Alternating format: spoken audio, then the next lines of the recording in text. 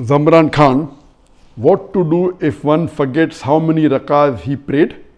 Correct procedure, please. May Allah bless you. While a person is praying, and if he forgets how many rakah has he prayed, and this happens quite a few times because the mind diverts and you forget how many rakahs have you prayed. So in this situation, you count the lower number. You count the lower number. Suppose if you are praying 4 rakat of Asr and you don't know whether it's the 3rd rakat or 4th rakat, you count it as the lower number and complete your salah, and then before the salah is over, you do sajda saw. You do 2 sajdas before the salah is over, and then you do your salam.